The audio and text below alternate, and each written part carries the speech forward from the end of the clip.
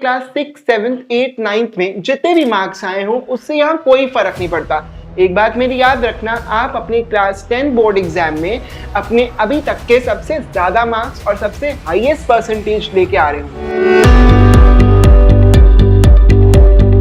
अरे पता भी नहीं चला और क्लास 10th में आ गए।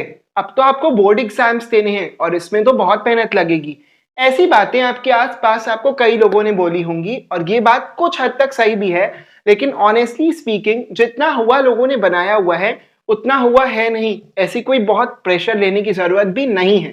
चलिए आपको बताता हूँ। दरअसल आपके क्लास 6, 7, 8, 9 में जितने भी मार्क्स आए हों उससे यहाँ कोई फर्क नहीं पड़ता। एक बात मेरी याद रखना, आप अपने क्लास 10 बोर्ड एग्जाम में अपने अभी तक के सबसे ज्यादा मार्क्स और सबसे हाईएस्ट परसेंटेज लेके आ रहे होंगे, बशर्ते अगर आप डे 1 से कंसिस्टेंटली बहुत अच्छे से पढ़ते हैं तो चलिए आपको कुछ ऐसी टिप्स बताता हूं जो कि आपको क्लास 10 में 98% मार्क्स लाने में हेल्प करेंगी। टिप नंबर 1 है कि आपको डे 1 से ही कंसिस्टेंट रहना है और रेगुलरली स्टडी करनी है। आप क्लास 9 तक क्या करते थे, एग्जाम के 2-3 दिन पहले सीरियस हो जाते थे और पढ़ के एग्जाम दे देते थे और काम चल जाता था। लेकिन यहाँ आपको काम नहीं चलाना है, यहाँ आपको टॉप करना है, तो मेहनत भी हाई लेवल की होगी। तो डे 1 से ही आप 2 घंटे 3 घंटे जितनी भी आपकी कैपेसिटी है और आप रिक्वायरमेंट फील कर रहे हैं उतना पढ़ते जाइए, जिससे कि लास्ट में टाइमली सिलेबस भी कंप्लीट हो और रिवीजन के लिए भी आपके पास कुछ टाइम बच जाए। राइट। टिप नंबर 2 ये है कि आपको लैंग्वेज सब्जेक्ट्स को निग्लेक्ट नहीं करना है। अक्सर बच्चे क्या करते हैं, पूरे साल साइंस, मैथ्स, एसएसटी जैसे सब्जेक्ट्स पर तो खूब ध्यान देते हैं, उनके नंबर इन सब्जेक्ट्स में अच्छे आ भी जाते हैं, लेकिन इंग्लिश, हिंदी जैसे लैंग्वेज सब्जेक्ट्स में उनके नंबर कम रहते हैं।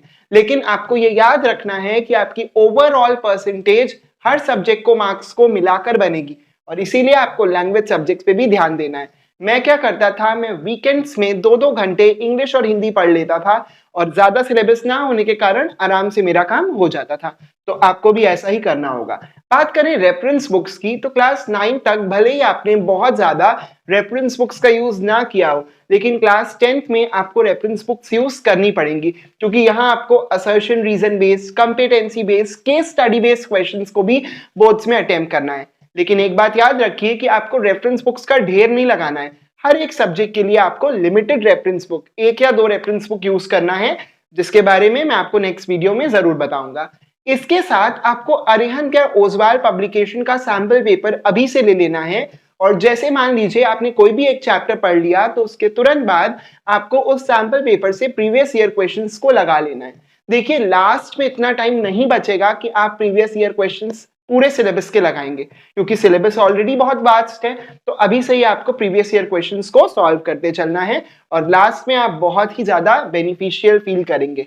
राइट। इसके बाद नेक्स्ट स्टेप है कि आपको नोट्स बनाकर पढ़ना है। जी हाँ, क्लास 10 का सिलेबस बहुत वास्ट है, तो एसएसटी और साइंस जैसे जो लेंदी सब्जेक्ट्स हैं, कम से कम इनके नोट्स आपके पास होने चाहिए, क्योंकि एग्जाम के पहले आपके पास इतना टाइम नहीं होगा कि आप एक ही दिन में सारा सिलेबस कवर करेंगे।